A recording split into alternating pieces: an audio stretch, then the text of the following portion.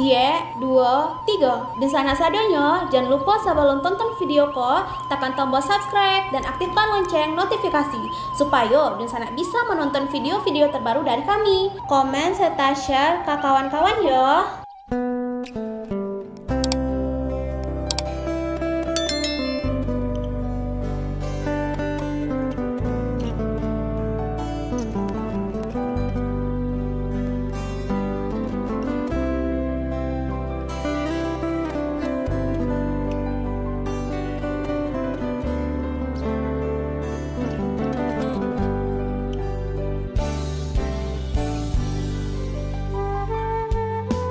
Halo Dunsanak kabar rantau, kali ini kita akan membahas tentang perjuangan panjang Irman Guzman untuk kembali lagi melenggang ke Senayan menjadi DPD RI.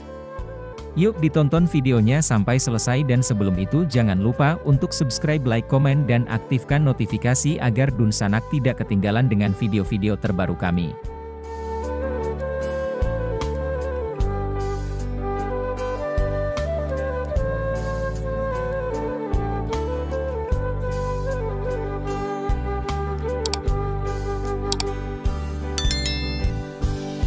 Irman Guzman adalah putra Minangkabau kelahiran Padang Panjang, Sumatera Barat, 11 Februari 1962.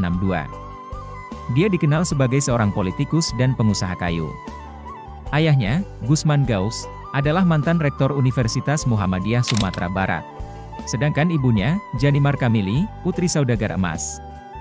Irman menyelesaikan pendidikan sarjananya di Fakultas Ekonomi Universitas Kristen Indonesia.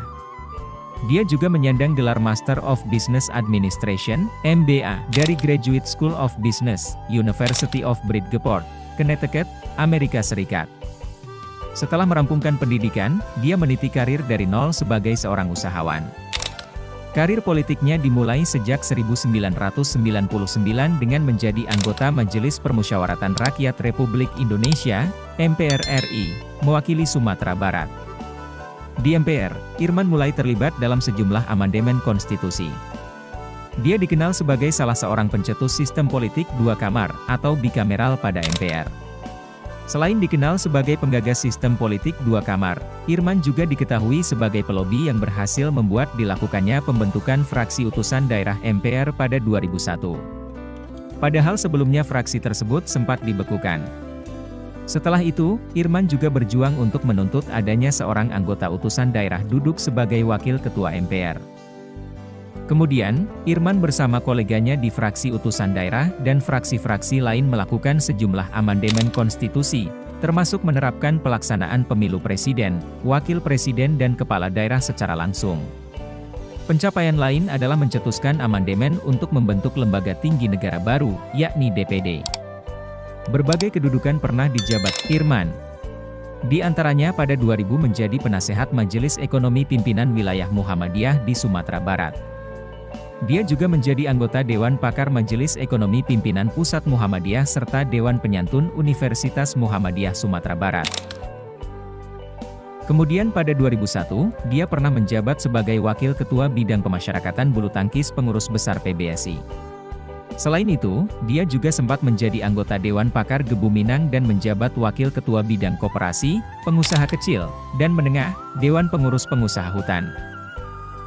Jabatan lainnya antara lain Wakil Ketua Forum Komunikasi Usahawan Serantau, Ketua Yayasan Amal Bakti Mukmin Indonesia, Ketua Sekolah Tinggi Ilmu Manajemen dan Komputer Padang, Ketua Lembaga Pengkajian Pengembangan Ekonomi HIPMI Pusat, anggota Pengurus Kamar Dagang Industri Indonesia, dan Wakil Ketua Dewan Pakar ICMI Pusat.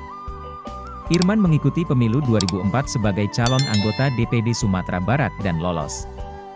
Dia kemudian melaju ke proses pemilihan ketua dan wakil ketua DPD.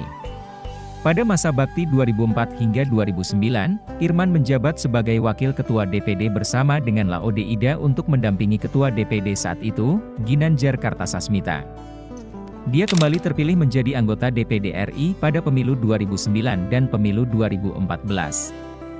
Diangkat menjadi Ketua DPD RI kedua untuk periode jabatan pertama hingga 2014 dan periode jabatan kedua hingga 2019.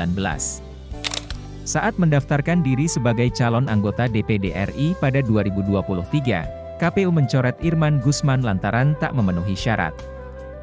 Irman Guzman mengajukan gugatan sengketa Pileg 2024 ke Mahkamah Konstitusi, (MK), pada April lalu. Sekalipun menghadapi banyak ganjalan, mulai dari dicoret pencalonannya dari daftar pemilih tetap, DCT, pemilu 2024, hingga kampanye hitam yang kontroversial, Irman Guzman kemungkinan besar tetap akan melenggang ke DPD RI. Peluang comeback Irman ke Senayan terlihat dari hasil quick count SBLF Emirisat atas pemungutan suara ulang, PSU, Pemilu DPD Sumatera Barat, Sumbar, Sabtu, 13 Juli 2024, yang menunjukkan Irman Guzman masuk dalam 4 calon yang mendapatkan suara terbanyak. Sehingga Irman berpeluang menjadi satu dari 4 calon yang akan duduk di kursi DPD mewakili Dapil Sumbar. Setelah data masuk 100%, KIC SBLF dapatkan hasil Cerin 18, Muslim M Yatim 16,74%, Jelita Donald 13,7%, dan Irman Guzman 11,87%, kata Direktur SBLF Emirisat, Edo Andrefson. Hitung cepat dilakukan di 800 TPS Sumbar, dengan MOE 31. Jika hasil hitung cepat ini sesuai dengan hasil akhir rekapitulasi suara KPU, maka Irman Guzman akan menjadi anggota DPD RI termahal di Indonesia. Pasalnya, PSU Pemilu DPD diselenggarakan karena MK mengabulkan gugatan sengketa pemilu yang diajukan Irman Guzman. PSU Pemilu Sumbar yang mengantarkan Irman Guzman ke DPD ini, menelan biaya tidak kurang dari 360 miliar rupiah. Kelalaian dan kengototan KPU menolak putus PT UN Jakarta membuat Irman menjadi anggota DPD dengan biaya termahal. Wakil Ketua LHKP Pimpinan Wilayah Muhammadiyah Sumbar, Yosmeri, mengakui ketangguhan dan pejuang sejati Irman Guzman. Menurutnya, Irman lolos ke DPD RI lewat proses panjang dan melewati banyak hadangan. Dijelaskannya, Irman memenangi PSU dan lolos ke DPD tanpa berkampanye. Tidak ada sosialisasi ataupun alat peraga Irman Guzman di Sumbar. Hal ini karena selama proses PSU para calon anggota DPD tidak boleh berkampanye. Ini menjadi tantangan buat Irman karena ia juga tidak berkampanye pada pelaksanaan pemilu, karena bukan calon anggota DPD. Kita di Perserikatan juga berupaya membantu dengan mengoptimalkan potensi yang ada dari cabang hingga ranting agar keterpilihan Pak Irman bisa kita wujudkan, kata Yosmeri. Tidak itu saja, Irman juga harus menghadapi isu kampanye hitam korupsi yang kontroversial. Tapi ternyata Irman Guzman tetap mendapat kepercayaan masyarakat Sumbar. Menurut Yosmeri, masyarakat Sumbar merupakan pemilih yang kritis dan cerdas. Sebagian besar masyarakat Sumbar kan pemilih cerdas. Dengan adanya putusan MK, Mahkamah Konstitusi, tanpa dissenting opinion, itu membuktikan Pak Irman tidak ada persoalan. Buktinya masyarakat tetap mempercaya Irman Guzman, tidak terpengaruh dengan isu-isu itu, papar Yosmeri. Dalam politik, menurut Yosmeri, lawan politik terkadang menggunakan kampanye hitam untuk mengalahkan lawannya. Tapi ternyata masyarakat menginginkan Irman Guzman kembali, mewakili Sumbar di DPD RI, paparnya. Pengamat politik dan hukum Universitas Andalas, Profesor Asrinaldi, mengaku tidak kaget dengan masuknya Irman di 4 besar hitung cepat PSU Pemilu DPD Dapil Sumbar. Menurutnya, selama ini Irman memiliki basis dukungan yang kuat. Sebelum dicoret KPU, basis dukungan untuk Irman memang tinggi, karena Irman Guzman punya jaringan akar rumput yang kuat, papar Asrinaldi. Mengenai kampanye hitam yang digaungkan untuk mengganjal Irman, menurut Asrinaldi, masyarakat Sumbar memahami kasus yang dialami Irman adalah penjebakan. Kembalinya Irman Guzman ke DPD melalui proses yang berliku dan panjang. Tidak hanya dihadang dengan kampanye hitam, Irman juga dicoret dari DCT oleh KPU. KPU bahkan ngotot mencoret Irman Guzman, sekalipun Pengadilan Tata Usaha Negara, PT UN, Jakarta memerintahkan KPU memasukkan Irman sebagai peserta pemilu 2024. Irman kemudian menggugat KPU ke Dewan Kehormatan Penyelenggara Pemilu, DKPP. Hasilnya, DKPP memutus komisioner KPU bersalah dan melakukan pelanggaran kode etik berat. Irman kemudian mengajukan gugatan sengketa pemilu ke MK.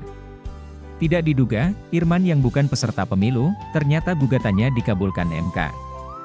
Alhasil MK memerintahkan KPU menyelenggarakan PSU Pemilu DPD 2024 untuk seluruh wilayah Sumbar.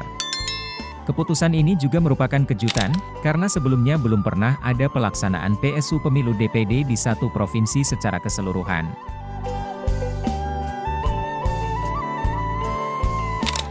Mungkin sampai di sini dulu sedikit cerita tentang perjuangan Irman Gusman untuk bisa kembali lagi berlaga di Senayan untuk menjadi DPD RI. Semoga bisa menambah pengalaman dan ilmu teman-teman. Sampai bertemu lagi di video-video kami selanjutnya.